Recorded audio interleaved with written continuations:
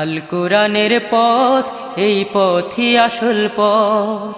আল কোরআনের পথ, এই পথই আসল পথ। অন্য পথে অন্য মতে নেই যে রহমত। রাহমাতুল্লাহি ওয়া বারাকাতুহু।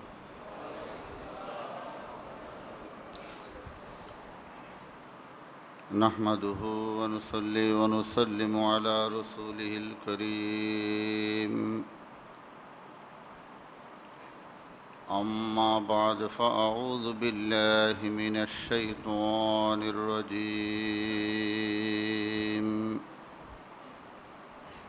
بسم الله الرحمن الرحيم.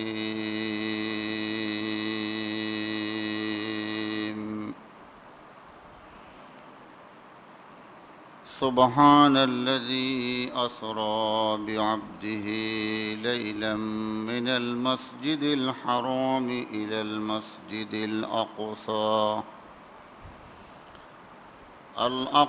الذي باركنا حوله لنريه من آياتنا إنه هو السميع البصير.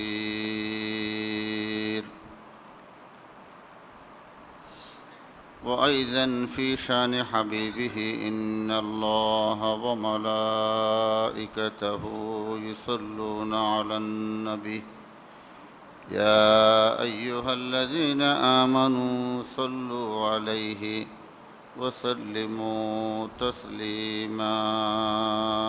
اللهم صل على محمد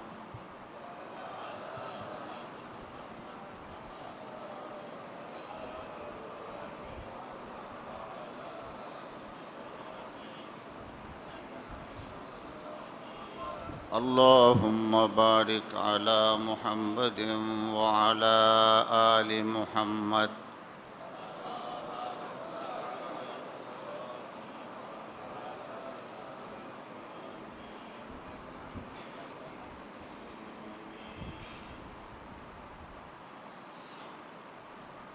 মহান আল্লাহ সুবহানাহু ওয়া তাআলার অগণিত অসংখ্য শুকরিয়া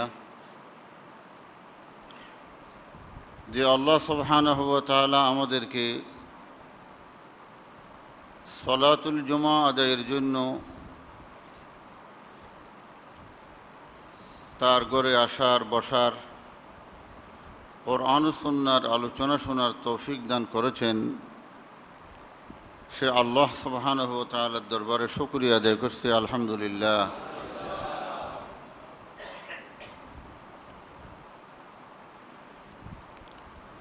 সম্মানিত হাজিরিন,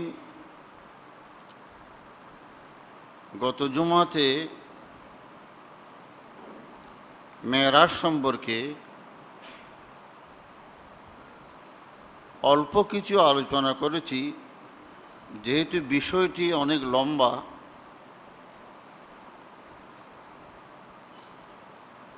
আজকেই তার দুই একটি কথা বলে ইনশাআল্লাহ শেষ করব। আল্লাহ যেন আমাদেরকে বোঝার তৌফিক দিন।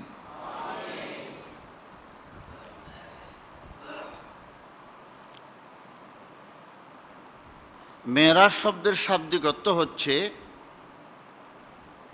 সিঁড়ি, নিচ থেকে উপরে উঠার ব্যবস্থা। বাংলাতে বলে মই অথবা লিফট।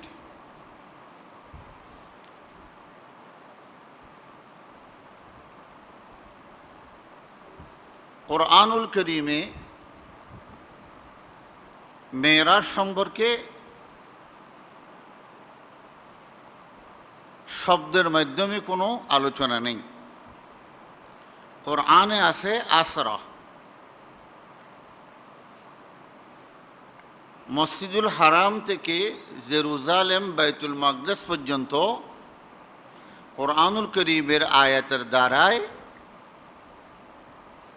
সুস্পষ্ট বর্ণনা রয়েছে। সহিহ হাদিসের মাধ্যমে হাদিসে মুতাওয়াতির, তার মানে অসংখ্য সাহাবী, 10 জনের উপরে নির্ভরযোগ্য বড় বড় সাহাবী বাইতুল মাকদাস থেকে মেরাজ বলা হয় সিদরাতুল মুনতাহা, সপ্তম আসমান পর্যন্ত। এটা সহিহ হাদিস দ্বারা প্রমাণিত। কেউ যদি মেরাজকে অস্বীকার করে তাহলে কাফের হয়ে যাবে। মেরাজ রাসূলুল্লাহ সাল্লাল্লাহু আলাইহি ওয়াসাল্লামের এমন একটি মুজিজা, যে মুজিজা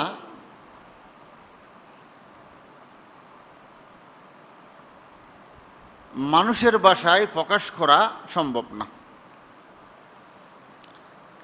সেজন্য মেরাজকে যদি বুঝতে হয় পরিপূর্ণ বিজ্ঞান বিশ্লেষণ দিয়ে বুঝাতে হয়। গত জুমাতে আমি আপনাদেরকে যৎ সামান্য কিছু বলেছি। যেমন আল্লাহ রসুলকে যে বোরাকের মাধ্যমে নিয়েছেন, সেই বোরাক শব্দের অর্থ হচ্ছে বিজলি, বিদ্যুৎ।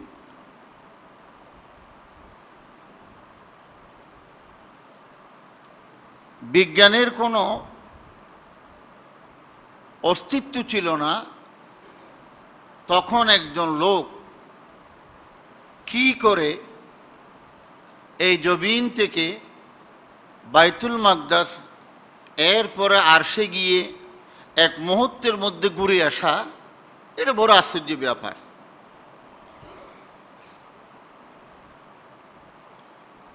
সেই জন্য কোরআনুল কারীমে আল্লাহ প্রথমেই সুবহানা শব্দ ব্যবহার করেছে। এর অর্থ হচ্ছে আমি আল্লাহ সেই সত্তা যিনি পূত পবিত্র, আমার মধ্যে কোনো দুর্বলতা, অক্ষমতা, অপারগতা নাই, আমি যেমন চাই তেমন করতে পারি। প্রথম শব্দে আল্লাহ সব বিজ্ঞানের প্রশ্নগুলিকে এক শব্দের মধ্যে চুরমার করে দিয়েছে।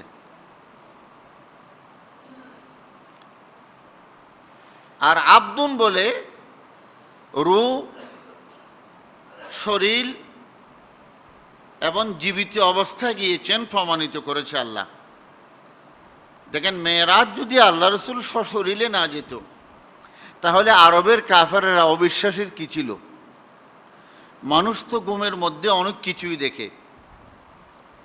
দেখেন না আপনারা ঘুম গেলে কেউ আমেরিকা যান, কেউ রাশিয়া যান, কেউ বাংলাদেশের মালিক হয়ে যান, সকালবেলা দেখেন যেখানে আছেন সেখানে। তো এরকম যদি হতো তাহলে কোনো প্রশ্নই তো ছিল না। আবু জেহেল, আবুল আহাব, তাদের কথার কোনো কথা বলার সুযোগ হতো না। আসেন, এই মেরাজ এত বড় আশ্চর্য বিষয়, আল্লাহ রসুল সাল্লাল্লাহু আলাইহি ওয়াসাল্লাম আসার পরে, গত জুমাতে বলেছিলাম, আবু জেহেলকে যখন বললেন আমি গিয়েছি, সর্বপ্রথম আবু বকর সিদ্দিক রাদিয়াল্লাহু তাআলা আনহু বিশ্বাস করে সত্যবাদী হিসেবে পৃথিবীর বুকে কিয়ামত পর্যন্ত সার্টিফিকেট ফেলেন।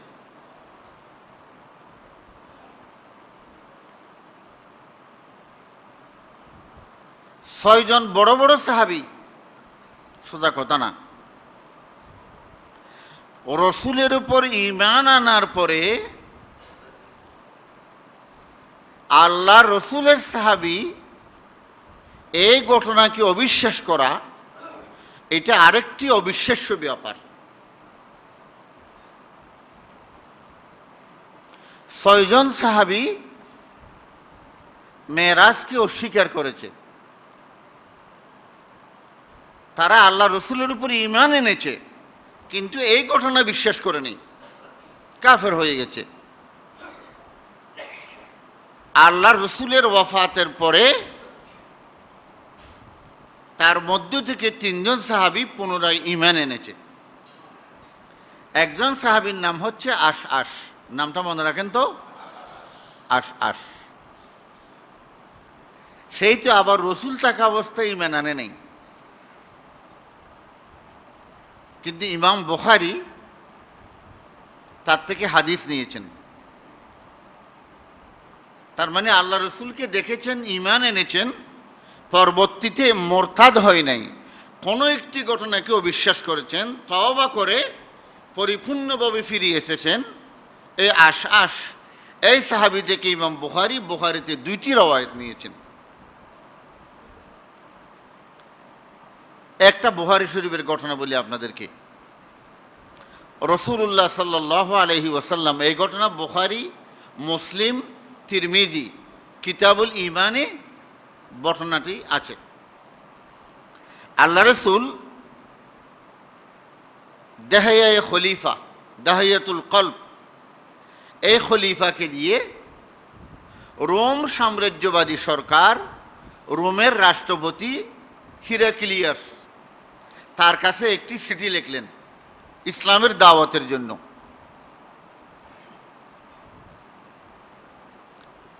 এই দাহিয়া খলিফা এই চিঠিকে নিয়ে রোম সাম্রাজ্যবাদে রোমের রাষ্ট্রপতি হিরাক্লিয়াসের নিকট গেলেন। হিরাক্লিয়াস পরিপূর্ণ চিঠিটি পড়ে মুহাম্মদুর রাসূলুল্লাহ সাল্লাল্লাহু আলাইহি ওয়াসাল্লামের সম্পর্কে জানার জন্য তিনি তৎপর হয়ে গেলেন। তিনি রাষ্ট্রীয়ভাবে ঘোষণা দিলেন, আরবের কোনো ব্যবসায়িক লোক আমার দেশে ব্যবসার জন্য আসছে কিনা দেখো, তাদেরকে ত্বরান্বিত আমার কাছে উপস্থিত করো। পরিপূর্ণ ঘটনাটি বুখারী শরীফের বিবরণ এইভাবে আছে। সেই সময় আরব নেতা আবু সুফিয়ান, তিনি 20 থেকে 25 জন একটি বাণিজ্যিক দল নিয়ে ওই সময় সিরিয়ার শহরে ছিল। রাষ্ট্রীয় গোয়েন্দা বাহিনী তাদেরকে তালাশ করে নিয়ে রোম সাম্রাজ্যবাদের সংসদ ভবনে নিয়ে গেল। হয়তো তোমাদের নেতাকে, হয়তো এই আবু সুফিয়ান, উনি আমাদের নেতা না, শুধু আরব নেতা। তা আবু সুফিয়ানকে হিরাক্লিয়াস, রোম রাষ্ট্রপতি, তিনি বললেন, হয়তো তোমাদের নিকট একজন নতুন নবীর আবির্ভাব ঘটেছে, তার সম্পর্কে তুমি আমাকে কিছু জানাও তো। তখন তিনি বিভিন্ন প্রশ্ন করলেন রাষ্ট্রপতি, সেই প্রশ্নগুলির তিনি উত্তর দিচ্ছেন। আবু সুফিয়ান মনে মনে ভাবল, আমি তার কাছে এমন একটি ঘটনা বর্ণনা করব, কিন্তু আমার ভয় হচ্ছে মুহাম্মদ রাসূলুল্লাহ সাল্লাল্লাহু আলাইহি ওয়াসাল্লামের বিরুদ্ধে কোনো মিথ্যা কথা বললে যদি প্রকাশ হয়ে যায়, রাষ্ট্রপতির কাছেও হেয় প্রতিপন্ন হব এবং আমার ব্যবসায়ী দল ভাইদের কাছেও আমি মিথ্যুক প্রমাণিত হব। সেই জন্য তার ব্রেনে একটি ঘটনা আসলো, হয়তো মহামান্য রাষ্ট্রপতি, শুনেন, আপনি যার ব্যাপারে আমাদের কাছ থেকে জানতে চাচ্ছেন, তিনি একদিন আমাদেরকে বললেন বাইতুল মাকদেস গেলেন, মসজিদুল হারাম থেকে, অতঃপর বাইতুল মাকদেস থেকে 7ম আসমান গেলেন, অতঃপর 7ম আসমান থেকে আরও নাকি একটি নূরি জগৎ পার হয়ে আরশে গেলেন, আবার তিনি রাতারাতি গেলেন এশারের পর, ফজরের পরে আবার তিনি চলে আসলেন। রাষ্ট্রপতি শুনি অবাক। রাষ্ট্রপতির পিছনে দাঁড়ানো ছিল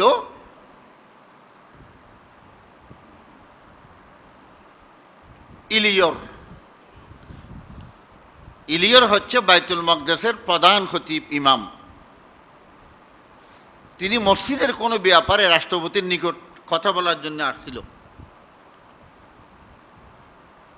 বাইতুল মাকদেসের প্রধান ইমাম ইলিয়র, তিনি রাষ্ট্রপতিকে বললেন, রাষ্ট্রপতি, এই ব্যাপারে আমার একটি বক্তব্য আছে। এই লোকটি যে কথাটি বলল, এই ব্যাপারে আমার একটি বক্তব্য আছে। হয়তো কি, হয়তো ঘটনাটি ঘটেছে গত মাসে। অর্থাৎ আমরা, আমার মুয়াজ্জিনরা, খাদিমরা এশারের নামাজ পড়ার পর সব দরজাগুলি বন্ধ করে মানুষজন যখন চলে যায় তখন আমরাও চলে যাই। হয়তো এক রাত দেখা গেল সব দরজা বন্ধ করা হলো, মেইন গেট দরজাটি বন্ধ হচ্ছে না। তখন আমরা চিন্তিত হয়ে গেলাম। আমার খাদেম, মুয়াজ্জিন সবাই মিলে আমরা এমন ধাক্কা দিচ্ছি, মনে হচ্ছে আমরা পাহাড়কে ধাক্কা দিচ্ছি, কোনো ক্রমেই দরজা বন্ধ হচ্ছে না। শেষ ফল রাতেই আমরা মিস্ত্রি ডাকলাম, নজ্জার, হাদিসে এসেছে। এরা এসেই দেখলো ইঞ্জিনিয়ার, আর্কিটেক্ট, হয়তো দেওয়ালের ছাপ দরজার চৌকটের উপর পড়ছে। রাত হয়ে গিয়েছে, এখন কিছুই করা যাবে না, আগামীকাল সকালেই আমরা ব্যবস্থা নেব। শেষ ফল আর কি করব, আমরাও চলে গেলাম। ফজরে যখন আজান দেওয়ার জন্য মুয়াজ্জিন আসলেন, দরজা দেখি অটোমেটিক ঠিক আবার নড়াচড়া করছে, খোলা মেলা যাচ্ছে। দেখলাম বাহিরে একটা বড় পাথর, পাথরের মাঝখানে একটি ছিদ্র। মসজিদের মুয়াজ্জিন সাহেবরা বললেন, হয়তো দেখা যাচ্ছে এখানে অনেক অনেক বড় বড় পায়ের মতো পদচিহ্ন দেখা যাচ্ছে। হয়তো এখন বুঝতে পারলাম, মনে হয় আল্লাহর কোনো বড় মেহমান, রাষ্ট্রীয় মেহমান সে রাতে আসবে। আল্লাহ কুদরতের পক্ষ থেকে ব্যবস্থা করেছেন, যার কারণে আমাদের পক্ষে দরজা বন্ধ করা সম্ভবপর হলো না। আর সকালবেলা দেখি দরজা টিকেই আছে। নিশ্চয় কোনো মহান অতিথির আগমন এখানে হয়েছে।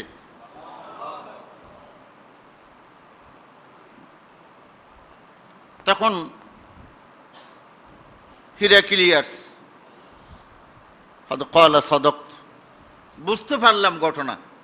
High high high, doctor Iqbal এই ঘটনাকে কত সুন্দর করে বুঝাচ্ছেন দেখেন।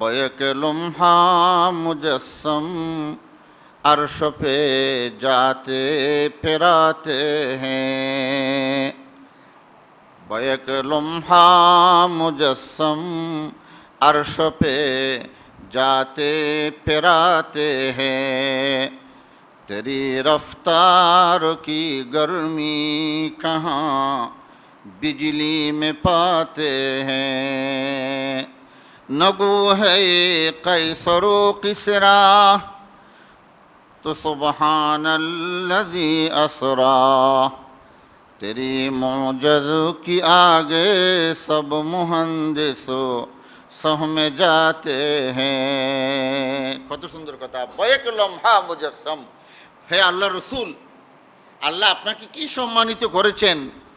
মানুষের চোখের পশম ফিরেতে না ফিরেতে, আমরা বলি না চোখের বাইলফাতা ফিরেতে না ফিরেতে, বয়েক লম্হা মুজাসসাম, চোখের এই কেশ ফিরেতে না ফিরেতে আপনি সশরীরে আরশে গেলেন, আবার আসলেন।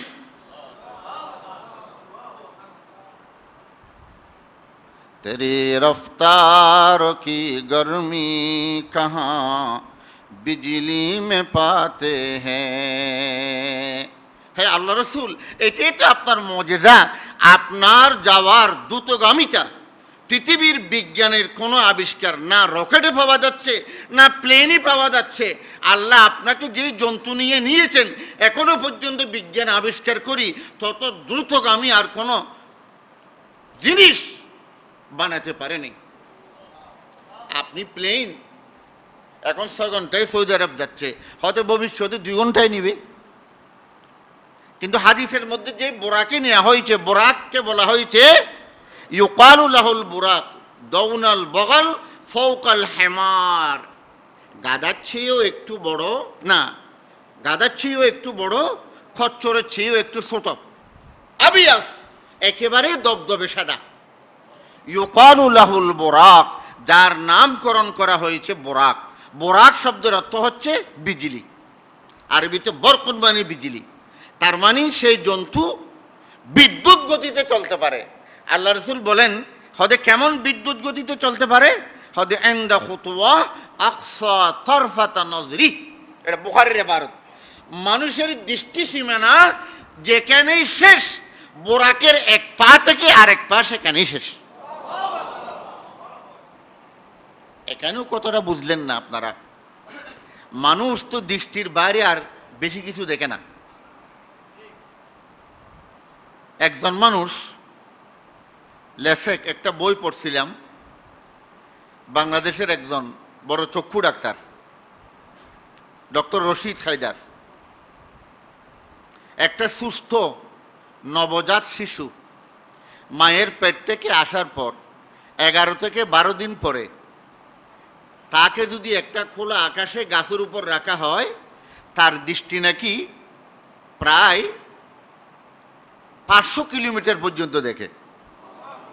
আর পৃথিবীতে সবচেয়ে বেশি দেখে খরগোশ। খরগোশ একসাথে 2000 কিলোমিটার পর্যন্ত দেখতে পায়। তাহলে আল্লাহ রসুল বলেন দৃষ্টিশক্তি যেখানেই শেষ। প্রতিটি মানুষের দৃষ্টিশক্তি তো আর আমাদের নির্দিষ্ট এলাকায় না, কেউ আমরা কাছে দেখি, কেউ একটু দূরে দেখে। তার হাদিসের অর্থ হচ্ছে এই, অর্থাৎ মানুষ যখন দৃষ্টিশক্তির বাহিরে চলে যায় তখন আর কাজ করে না। আল্লাহ রসুল এটাই বোঝাচ্ছেন, বোরাক এমন একটি জন্তু যার এক পা যদি দুনিয়াতে হয় আর এক পা যদি আরশেও হয়, তাতে কোনো অসুবিধা নেই।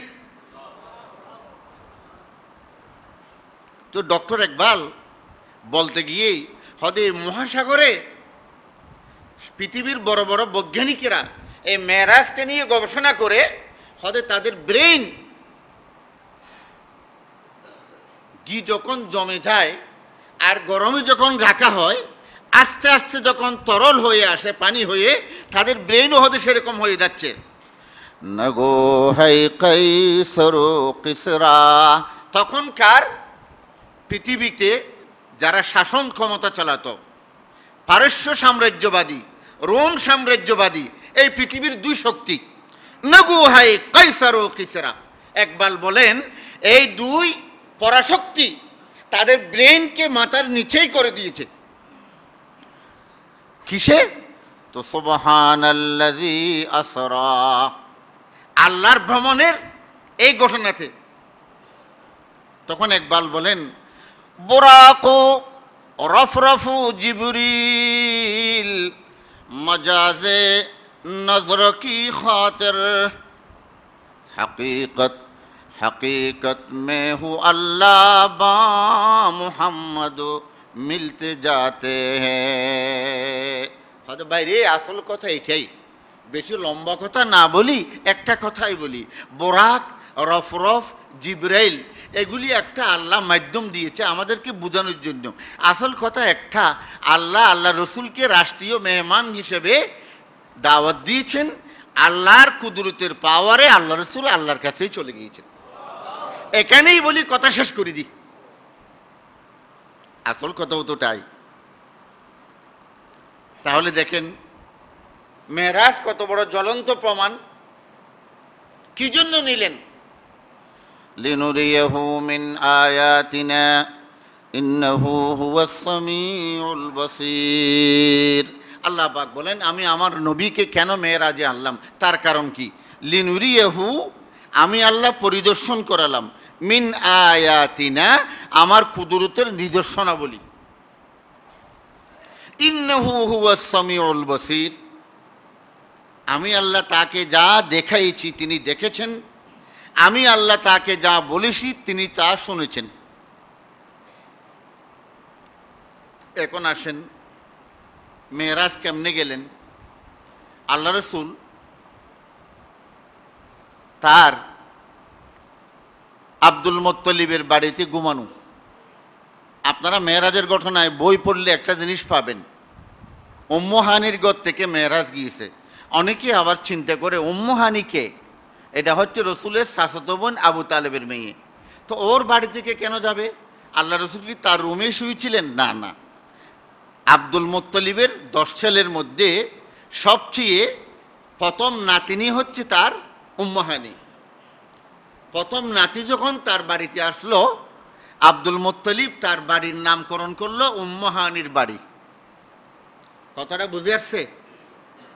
চৌধুরী বাড়ি, কোনো এক দেশে এক পাড়ায় যদি কোনো বড় আলেম উঠে তার নামেই প্রকাশ হয় মৌলবীরও বাড়ি।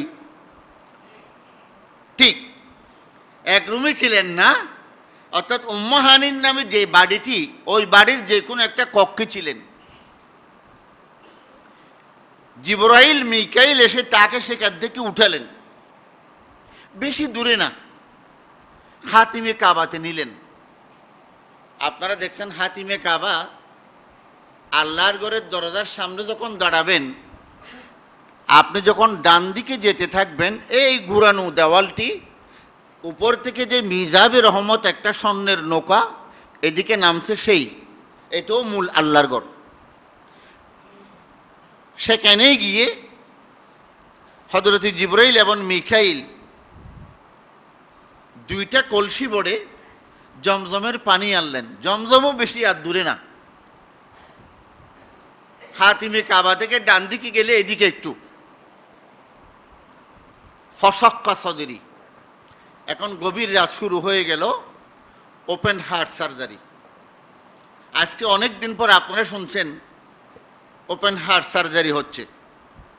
পৃথিবীর ইতিহাসে আল্লাহ রসুলকে নবুয়তের 50 অথবা 51 বছর বয়সে, অর্থাৎ নবুয়তের 11 বয়সে, আল্লাহর নবীর 51 বছর বয়সে এই কণ্ঠনালী থেকে নাভি পর্যন্ত ফেরেশতারা সোজাসুজিভাবে কেটে ফেললেন। কেটেই ভিতরে যা আছে তা সবগুলি একটা বড় গাবলায় নিলেন। আপনার এটা বিশ্বাস না হলে যারা অপারেশন সার্জারি করে ডাক্তারকে জিজ্ঞেস করবেন, অনেক সময় ওরও নিয়ে ফেলে। হ্যাঁ, একটু সম্পর্ক থাকে নালের সাথে, নার্ভের সাথে। এরপরে ফেরেশতারা জমজমার পাড়ে দিয়ে দ্রুত করলো। আল্লাহ নবী বলেন, আমি শুনতেছি সব। ইনিস্থেসিয়া কত দ্রুত ছিলেন দেখেন। আল্লাহ রসুল বলেন, আমি সব শুনতেছি। ফেরেশতারা একে অপরের সাথে কথা বলছে, হদে কালো কালো রক্ত জমাট, এগুলি তোমরা ছিপ দিয়ে বের করে ফেলো, এগুলি হচ্ছে গুনাহ। যেমন আল্লাহ রসুল জীবনেই খেলা খান নেই, খেলা দেখছেন। বলুন তো, খেলা দেখছেন? যারা রাতভর খেলা দেখেন, খবর আছে, কিয়ামতের ময়দানে শুধু আল্লাহ একটা প্রশ্ন করবে, আর কিছু না। যতক্ষণ খেলা দেখছো, এতক্ষণ আমার কোনো জীবনে ইবাদত করছো কিনা। একটা হাদিস বলি, মুসান্নিফ ইবনে আবি শাইবার সহিহ হাদিস।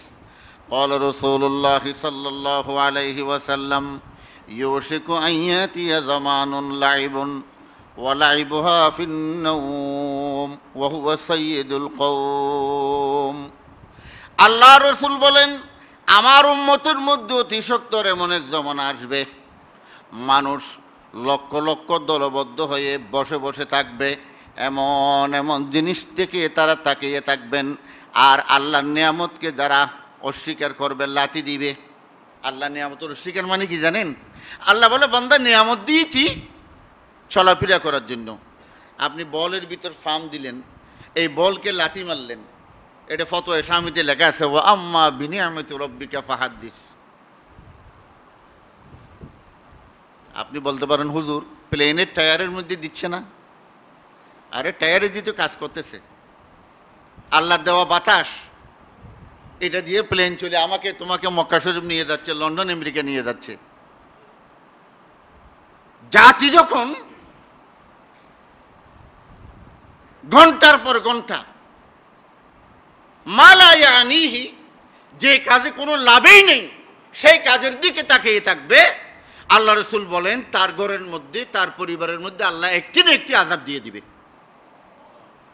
আর আল্লাহ রসুল বলেন, শুনো, ইউশিকু, অতি সত্বর এমন এক জমানা আসবে, যারা বড় বড় এই ধরনের খেলোয়াড়, তাদের দাম, তাদের মূল্য, তাদের টাকা পয়সা, তারা আল্লাহর নাফরমানি করে এত বড় বড় মালিক হয়ে যাবে, তোমরা চিন্তাও করতে পারবে না। এখন তো আর কিয়ামতের আলামত বেশি দূরে নেই, দেখছেন না? বড় বড় আলেমরা ইমাম মাহেদি, দজ্জাল সম্পর্কে আলোচনা করছেন। এগুলি বড় আলামত না। তার মধ্যে আমি আজকে একটা কথা বলি, তার মধ্যে একটি বড় আলামত হচ্ছে সংসদের মধ্যে যারা খেলা খেলিও এরকম এমপি হয়ে যায়। লটারি, নারীবাজি, সব কিছুর মুখ্য উদ্দেশ্য হচ্ছে এই খেলা। আপনারা যারা গবেষক তাদের কাছ থেকে জেনে নেবেন। আর ব্যবসাও এখন সেটা। খেলোয়াড়রা যেটাই পরে আমার কাছে সেটাই পছন্দ। এরা যেরকম দাড়ি রাখে, আপনি যুবকও সে স্টাইলে দাড়ি রাখছেন। ময়দানে হাসরে আপনার কিয়ামতের ময়দানে জান্নাত মোমেনের সাথে হবে না, ফেরউন নমরুদের সাথে হবে। এক কথা রসুলের দাড়ির সাথে বেয়াদবি করলেন, আর এক কথা আপনি কোন মডেলকে আপনি অনুসরণ করলেন।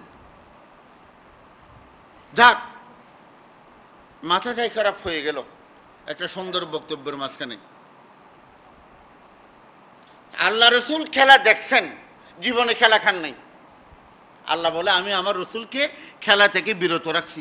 কেননা কারোর সাথে যদি খেলা খেলে মারামারি হয়, ঝগড়া হয়, ফসাদ হয়, নবী হওয়ার পরে সে আর আদর্শ হতে পারবে না। কারণ এই লোকটি এর সাথে মারামারি করেছে, অন্যায় করেছে। আমি দেখছি আজকে বেড়া আবদুল্লাহর বেড়া মোহাম্মদ নবী দাবি করতেছে।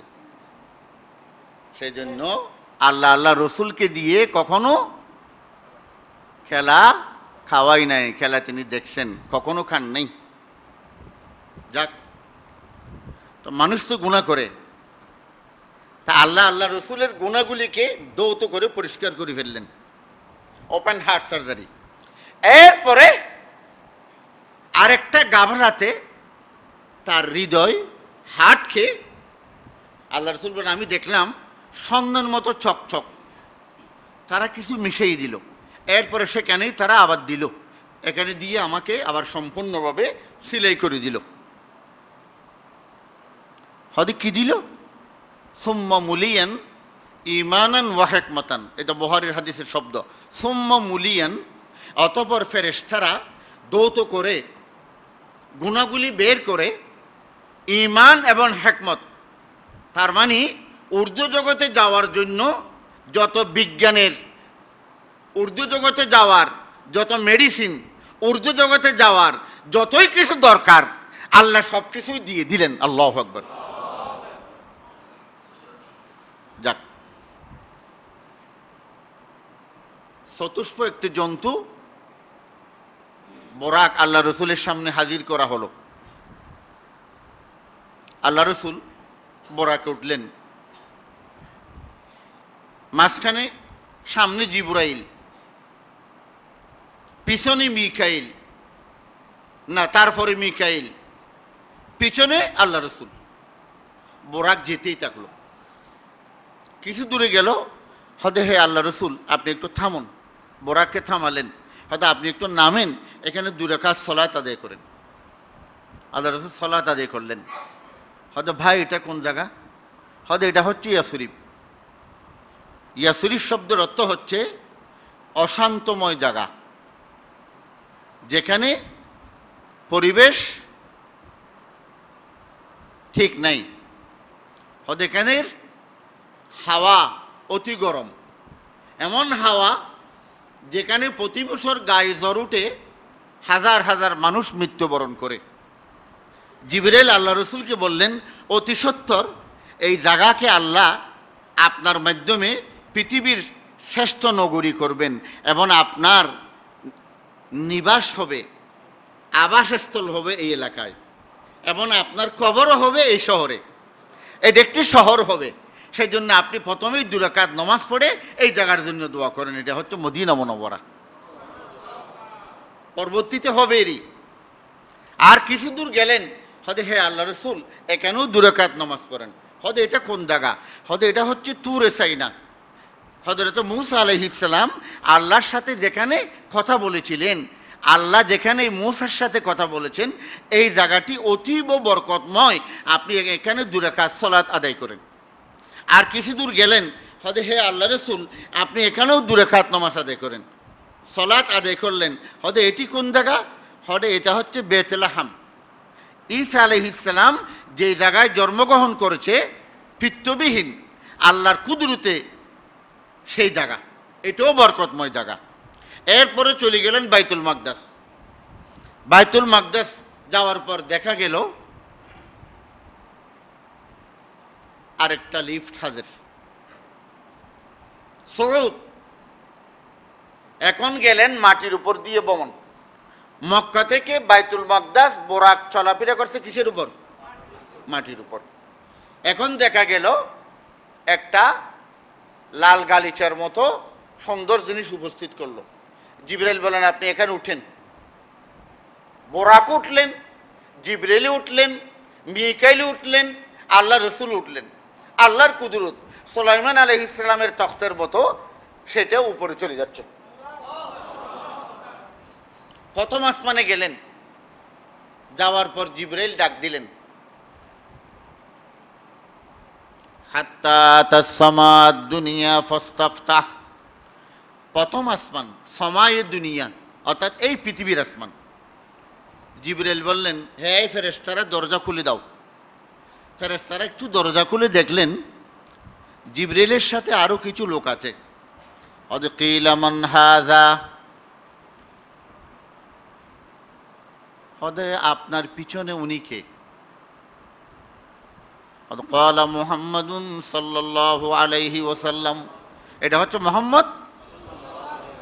দেখেন আসমানের ফেরেশতারা কত দায়িত্ব কর্তব্যরত অবস্থায় তারা পালন করেন। হদে কিলা ওয়াকাদ উরসিলা ইলাইহি, তাকে এই আসমানে নিয়ে আসার জন্য আল্লাহর পক্ষ থেকে আপনার উপর হুকুম হয়েছে। হয়তো নাম, হ্যাঁ আল্লাহর অনুমতি আছে। কারণ এই রোড চলাচলের জন্য জিবরাইলের পারমিশন লাগে না, যেহেতু নতুন অতিথি পারমিশন তো লাগবেই। হয়তো হ্যাঁ অনুমতি আমার কাছে আছে। তখন ফেরেশতারা তাকে অভ্যর্থনা জানালেন, কিলা মারহাবান মারহাবান ফানিআমাল মুজিউ, আপনার আগমন খুবই সুসংবাদ, আমরা আনন্দিত, আপনাকে মোবারকবাদ জানাচ্ছি। ফালাম্মা খলাস্তু ফাইযা ফিহা আদম, আল্লাহ রাসূল বলেন আমি যখন প্রথম আসমানে পা রাখলাম দেখলাম একটা সুন্দর মানুষ সামনে বসা। জিবরাইল বললেন, ইয়া রাসূলুল্লাহ হাযা আবুকা আদম, ইনি হচ্ছেন আপনার পিতা আদম আলাইহিস সালাম। ফাসাল্লিম আলাইহি, আপনি তাকে সালাম দিন। দেখছেন নি? ফাসাল্লামতু আলাইহি, আল্লাহ রাসূল তাকে সালাম দিলেন। ফরাদ্দাস সালাম, সালামের জবাব দিলেন আদম আলাইহিস সালাম। কিভাবে দিলেন? কিলা মারহাবা বিল নবী বিল ইবনি সালিহ ওয়ান নবী সালিহ, সুসংবাদ সুসংবাদ, তুমি আমার নেককার সন্তান এবং আল্লাহর নেককার সৎ নবী।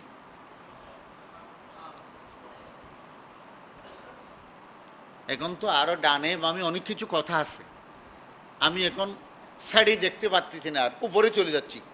দ্বিতীয় আসমানে গেল। প্রথম আসমানে যেরকম মেন গেটে প্রশ্ন উত্তর হয়েছে, এই আসমানেও হয়েছে, প্রত্যেক আসমানে হয়েছে। দ্বিতীয় আসমানে যাওয়ার পরে দুইজন নবীর সাথে সাক্ষাৎ হলো। একজন হচ্ছে ঈসা আলাইহিস সালাম, আর একজন হচ্ছে ইয়াহইয়া আলাইহিস সালাম। তারা দুজন খালাতো ভাই। তৃতীয় আসমানে যাওয়ার পরে আরেকজন নবীর সাথে দেখা হলো, তার নাম ইউসুফ আলাইহিস সালাম। চতুর্থ আসমানে আরেকটা নবীর সাথে সাক্ষাৎ হলো, তার নাম হারুন আলাইহিস সালাম। পঞ্চম আসমানে আরেকজন নবীর সাথে সাক্ষাৎ হলো, তার নাম ইদ্রিস আলাইহিস সালাম। ষষ্ঠ আসমানে আরেকজন নবীর সাথে সাক্ষাৎ হলো, তার নাম মূসা আলাইহিস সালাম। মূসা আলাইহিস সালামের সাথে কথাবার্তা বলার পর আল্লাহ রসুল যখন সপ্তম আসমানের দিকে এগিয়ে যাচ্ছেন, দেখা যাচ্ছে আসমানে কান্নাকাটির শব্দ। আল্লাহ রসুল বললেন, জিবরাইল কে কান্নাকাটি করছেন? হয়তো আপনি যার সাথে সাক্ষাৎ করছেন মূসা আলাইহিস সালামই কান্নাকাটি করছেন। হয়তো না, আমি তার কাছে আবার যাব। আবার ফিরে আসলেন। কিলা লাহু মা ইউবকিকা, বুখারীর হাদিস। একবার জৌতলাতে 1988 ইংরেজিতে কিছু বেহারি লোকেরা অর্থাৎ কবিতা প্রদর্শন হবে। চট্টগ্রামের প্রায় 40-50 জন আলেম ছিল মেরাজের উপর। তখন ওই সময় মেরাজের হাদিসে দেখছি লম্বা আগা করে লম্বা প্রায় 2-3 ফিস্টে, এটা তখন থেকে আমার মুখস্থ হয়ে গেছে সূরা ফাতিহার মতো। আল্লাহর রহমত এখনো আছে। তো হয়তো আমি আর যাব না, তার সাথে একটু কথা বলবো।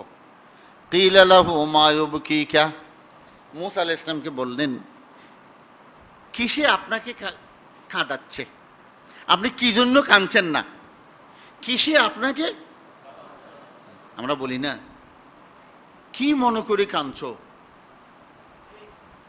হযরত মূসা আলাইহিস সালাম দোয়া দিচ্ছেন, ক্বালা আবকি লিআন্না গুলামান বুইসা বাদি ইয়াদখুলুল জান্নাতা মিন উম্মতিহি আকসারু মিম্মান ইয়াদখুলাহা মিন উম্মতি। আমি এই জন্যই কান্নাকাটি করছি, আল্লাহ পাক রব্বুল আলামিন দুনিয়ার সর্বশেষে একজন যুবক নবী পাঠাবেন, যৌবন একেবারে তার পরিপূর্ণ থাকবে। আমরা তার উপর ঈমান এনেছিলাম আরশে আজমে। আল্লাহ পাক রব্বুল আলামিন তাকে এমন ক্ষমতা দান করেছেন, আরব জাহিলিয়ত প্লাবিত অন্ধকারার জন্য বর্বর জাতিকে 23 বছরের মধ্যে এমন একটি স্বর্ণের দেশ, এমন একটি স্বর্ণের মানুষ তিনি উপহার দিয়েছেন। আর আমি শত শত বছর তার নবুয়তের জিন্দেগির চাইতেও আমার নবুয়তের হেদায়তের জিন্দেগি অনেক গুণ বেশি। বনি ইসরায়েলের মানুষ এমন শয়তান, এমন কুদরা, আমি তাদেরকে অনেক খেদমত করেছি, দ্বীনের দায়িত্ব পালন করার জন্য দাওয়াত দিয়েছি, তারা আমার কথা গ্রহণ করে নাই।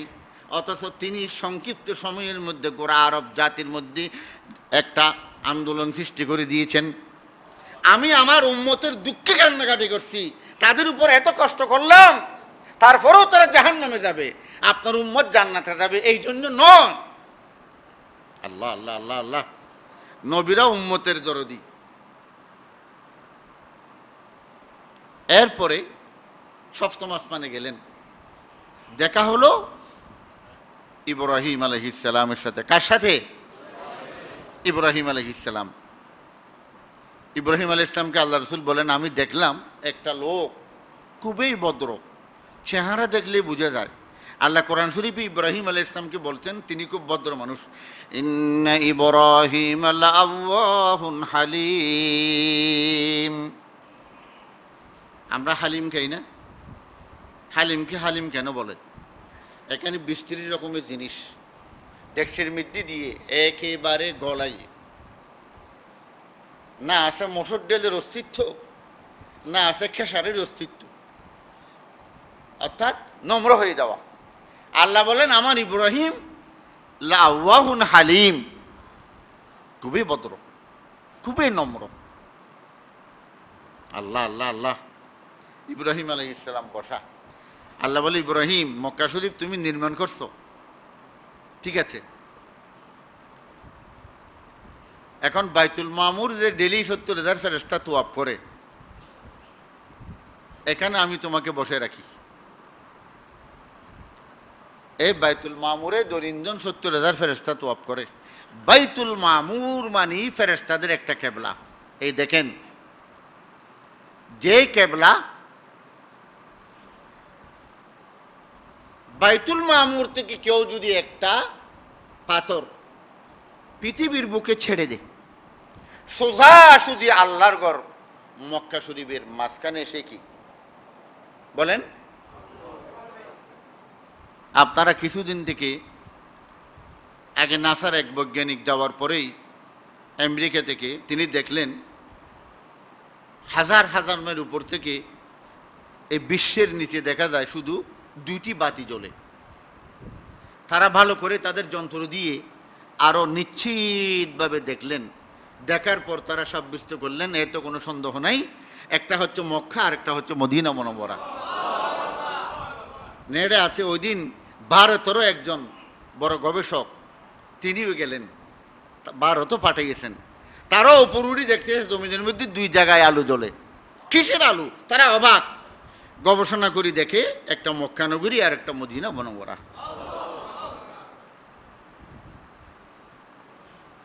ওই বাইতুল মামুর 70,000 ফেরেশতা ডেলি তোয়াফ করে, যারা একবার আসে কিয়ামত পর্যন্ত দ্বিতীয়বার আসার আর সুযোগ পাবে না।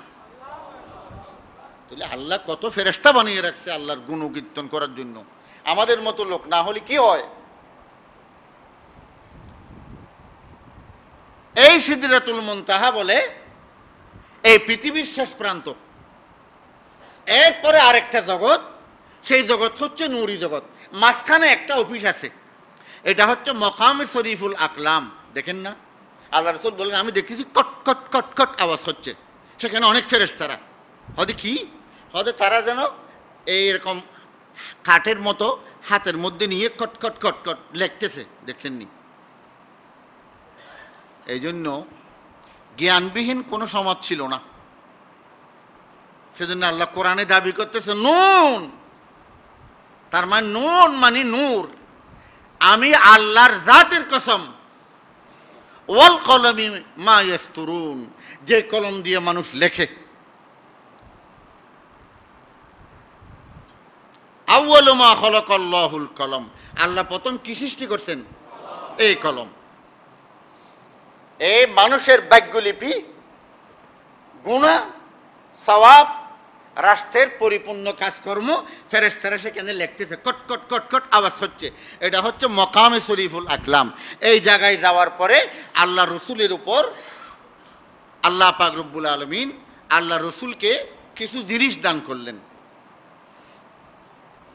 কি দান করলেন? এই জিনিসটা আমি আপনাদেরকে পড়ে শোনাই। وعن أبي هريرة رضي الله تعالى عنه قال قال رسول الله صلى الله عليه وسلم الليلة فقال له الرب عز وجل وأرسلتك إلى الناس كافة بشيرا ونذيرا।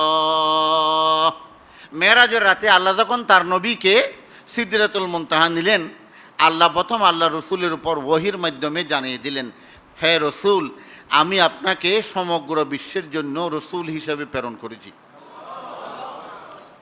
বশীরান ওয়া নাযীরান, আপনি ভয় প্রদর্শনকারী এবং মানুষকে সুসংবাদ দানকারী। যারা আপনার আনুগত্য করবে আপনি তাদেরকে জান্নাতের সুসংবাদ দিবেন, যারা আপনার বিরোধিতা করবে আপনি তাদেরকে জাহান্নামের আযাবের ভয় দিবেন।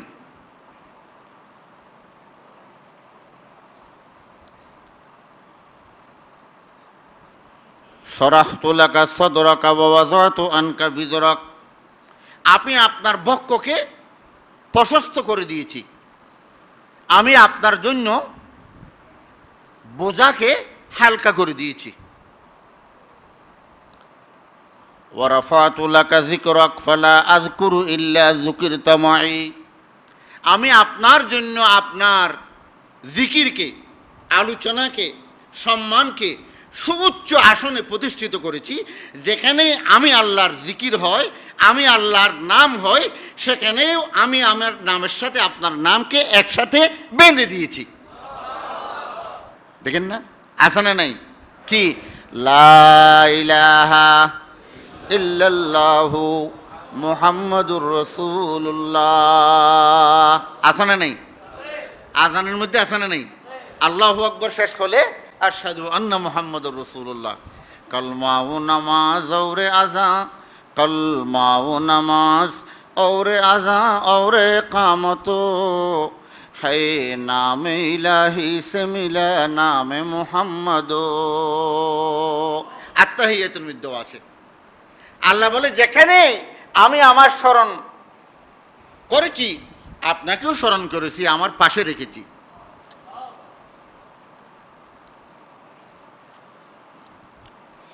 ওয়াজআলতু উম্মাতাকা খায়রা উম্মাতিন, আমি আপনার উম্মতকে সমস্ত নবীদের উম্মতের উপর সর্বশ্রেষ্ঠ উম্মত হিসেবে সম্মানিত করেছি। আল্লাহু আকবার।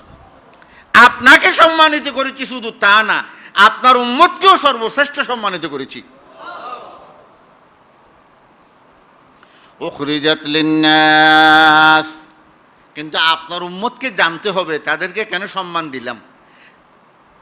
উখরিজাত লিন্নাস, তাদেরকে মানব কল্যাণের জন্য পাঠানো হয়েছে। আল্লাহু আকবার। আমাদের কাজ কি হবে?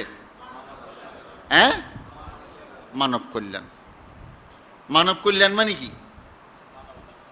এটা মানবতার খেদমত, শুধু মুসলিমের না, হিন্দু, বৌদ্ধ, খ্রিস্টান, একজন পাখি হোক, ইতর প্রাণী হোক, সবারই খেদমত করতে হবে। কোথাও বন্যা হয়েছে, বন্যা আক্রান্ত এলাকায় মানুষ অনাহারে মারা যাচ্ছে, আপনি ত্রাণ নিয়ে গেলেন, দেখতেছেন প্রথম হিন্দু পাড়া, কি আপনি হিন্দু পাড়াতে না দিয়ে তারপর মুসলিম পাড়ায় যাবেন নাকি? মানুষের খেদমত, মানব সেবা।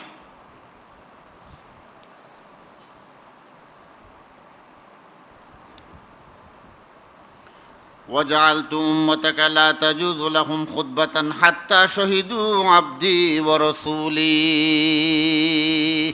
আল্লাহ আল্লাহ আল্লাহ আল্লাহ আল্লাহ। আমি আপনার উম্মতকে মর্যাদার দিক থেকে পূর্ববর্তী ও পরবর্তী বানিয়েছি, এবং তাদের জন্য খুতবা ভাষণ দেওয়া ততক্ষণ পর্যন্ত জায়েজ হবে না যতক্ষণ না তারা আপনাকে আমার রসুল এবং বান্দা হিসেবে স্বীকৃতি দিবে না।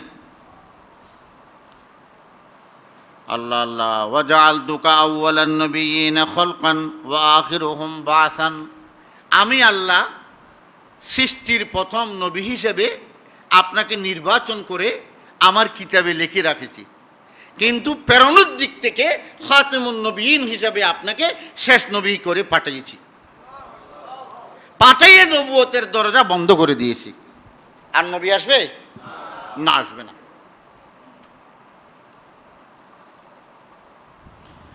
وَأَعْطَيْتُكَ سَبْعًا مِنَ الْمَثَانِي لَمْ يُؤْتَهَا نَبِيٌّ قَبْلَكَ وَأَعْطَيْتُكَ الْكَوْثَرَ وَأَعْطَيْتُكَ سَبْعًا مِنَ الْمَثَانِي। আমি আল্লাহ আপনাকে কোরআনের মতো 7টি এমন আয়াত দান করেছি, যে আয়াতগুলির মধ্যে যে আয়াতগুলি বারবার পঠিত হয়। তার মানে আমি আল্লাহ তৌরিত দিয়েছি, আমি আল্লাহ ইনজিল অবতীর্ণ করেছি, আমি আল্লাহ জবুর অবতীর্ণ করেছি, কিন্তু কোরআনুল করিমের মতো একটা সূরাতুল ফাতিহা আমি কোনো কিতাবে দান করি নাই। আল্লাহু আকবার। এই সূরাতুল ফাতিহা কত যেই আল্লাহর কাছে বড় মর্যাদাবান, এটা আপনাকে কি করব, সেজন্য বড় বড় মুফাসসিরিন যারা সূরাতুল ফাতিহা তাফসীর লিখছে, উম্মুল কোরআন প্রথম লিখেছেন আল্লামা তবরী, এটা হচ্ছে 7 খণ্ড। এরপর ভারতবর্ষের একজন মৌলানা আবুল কালাম আজাদ, কংগ্রেস পার্টির, তিনি উম্মুল কিতাব, তিনি একটা লিখছেন 2 খণ্ড। ওয়ালাকাদ আতাইনাকা সাবআম মিনাল মাসানি ওয়াল কুরআনাল আযীম। আল্লাহ পাক বলেন বারবার পঠিত হয় এমন 7টি আয়াত আমি আপনাকে দান করেছি, এবং এই 7 আয়াতের ভিতরে এমন একটি কোরআনও আমি দিয়েছি যে কোরআন অতীব আযীম মর্যাদার কিতাব।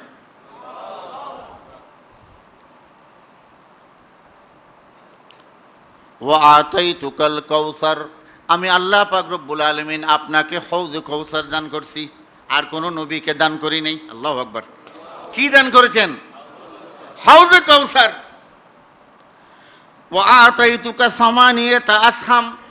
ইসলামের মধ্যে 8টি সম্মানিত বস্তু আমি আপনাকে বিশেষ করে দান করেছি। 1 নম্বর আল ইসলাম। আল্লাহ আল্লাহ আল্লাহ। ইসলাম হচ্ছে আপনার উম্মতের জন্য একটা গৌরবের বিষয়। আমার ধর্ম যে ইসলাম, এটা আমার কি বলেন না? আল্লাহ, এটা গৌরব। আমি মুসলিম, এটা আমার সবচেয়ে বড় গৌরব। 2 ওয়াল হিজরা। হিজরত। সবাই তো সব কিছু করি, হিজরত কেউ করছেন? করেন তো নেই। হিজরতের ওয়াজ আলমরা করে না। আমি এই বিষয়ে এক জমাতে করব। আপনার বাড়ির পাশে আপনার প্রতিবেশী রাত দিন ডোল বাজায়, রাত দিন নাচ গান করে, যার কারণে আপনি নামাজ ভালোভাবে পড়তে পারেন না, কোরআন তেলাওয়াত ভালোভাবে করতে পারেন না। সেই প্রতিবেশীর পাশে আপনাকে থাকার ইসলাম অধিকার দেয় নাই। হয়তো আপনি সেই ফ্ল্যাট বাড়ি পরিবর্তন করে অন্য কোথাও চলে যাবেন। এটাও হিজরত। আমি কি জন্য হিজরত করলাম? আল হিজরতু তারকুল মাআসি। গুনার পরিবেশ থেকে আমি ভালো জায়গায় গেলাম। এই হিজরত হচ্ছে 130 প্রকার। এক জুমাতে বর্ণনা করব। ওয়াল জিহাদ। আমি আপনার উম্মতকে জিহাদ দিয়েছি। ওয়াসসালাত, সলাত দিয়েছি, ওয়াসসাদাকা, সদকা দিয়েছি, ওয়াসৌমি রমাদান, রমজানের রোজা দিয়েছি, আল আমরু বিল মারুফ, সৎ কাজের আদেশ দিয়েছি, ওয়ান্নাহিউ আনিল মুনকার, অন্যায় কাজের নিষেধ দিয়েছি। এখন কেউ যদি অন্যায় করে, ভাই দরকার নেই বলার, আপনি গুনাহগার হবেন, বলতেই হবে, হতে না রাগ করবে। এগুলি হচ্ছে দুর্বল ঈমানের প্রমাণ, এমনকি কোনো কোনো ক্ষেত্রে কুফরের কারণ।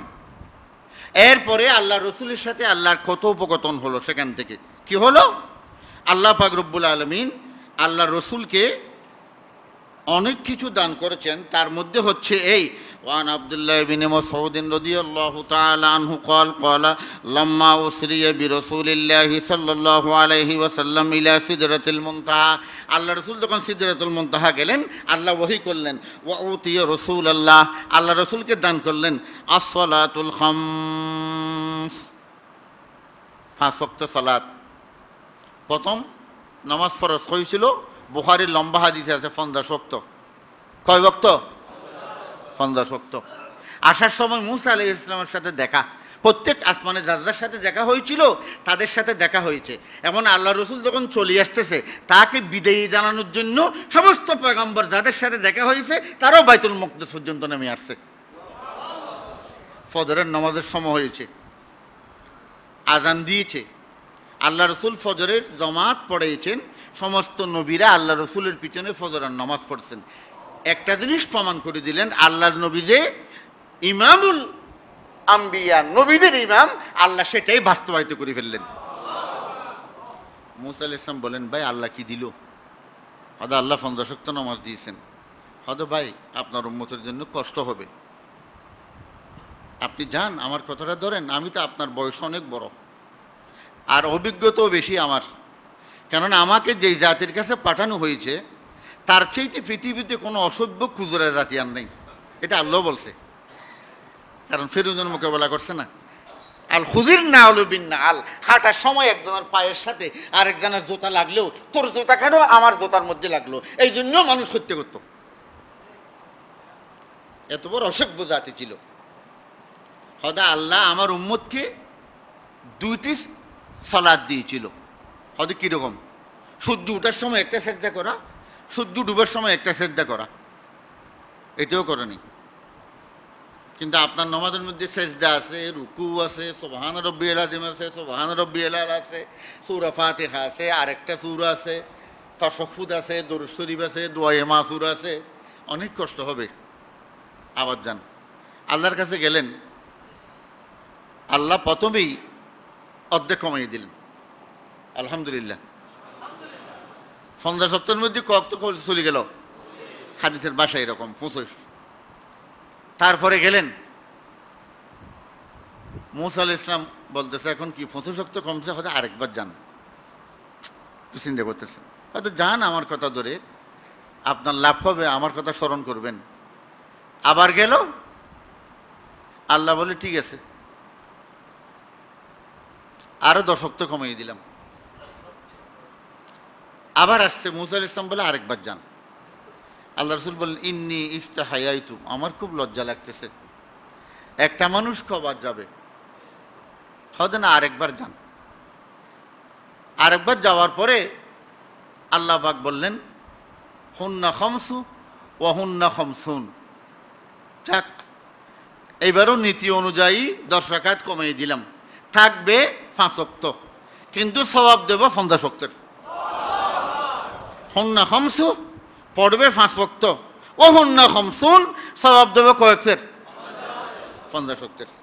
যাক, ওয়া খাওয়াতিমা সূরাতুল বাকারা, কোরআনুল কারীমের সূরা বাকারার শেষ রুকু আল্লাহ পাক আল্লাহর নবীকে ডাইরেক্ট দিলেন। এখানে একটা কথা শুনেন, আহকামে শরিয়া, শরীয়তের যত মাসলা মাসাইল, রোজা, হজ, যাকাত, সব ফরজ হয়েছে জমিনের উপর।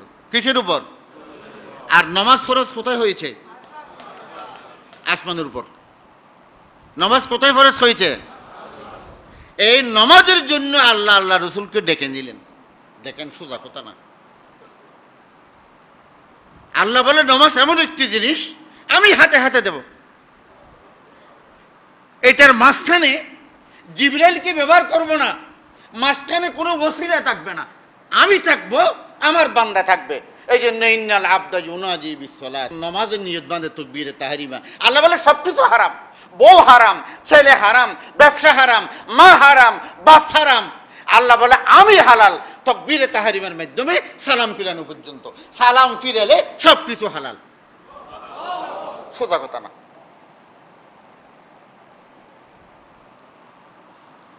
এরপরে সূরা বাকারার শেষ রুকু, আমানার রাসূলু বিমা উনজিলা ইলাইহি মির রাব্বিহি ওয়াল মুমিনুন। এরপরে যা আছে রব্বানা লা তুআখিযনা ইন নাসিনা আও আখতানা। এরপরে আনতা মাওলানা ফানসুরনা আলাল কওমিল কাফিরিন। এই সূরা বাকারার শেষ রুকু অনেক দামি, সবসময় যারা পড়বে জালেম কখনো তাদের উপর অগ্রাধিকার পাবে না। যে কোনো মানুষ যখন মজলুম হয় সঙ্গে সঙ্গে আল্লাহর সাহায্য নেমে আসবে। 3 নম্বর, ওয়াগফির লিমান লা ইউশরিক বিল্লাহি শাইআন আল মুহকামাত ইয়ানিল কাবায়ির। আল্লাহ বলেন নবী, আপনার উম্মত যদি শিরিক না করে, আমি আমলনামায় দেখব শিরিক আছে কিনা। যদি শিরিক না করে, কবিরা গুনাহ যদি করে থাকে, যদি তওবা করে, আমি আল্লাহ মাফ করে দেব।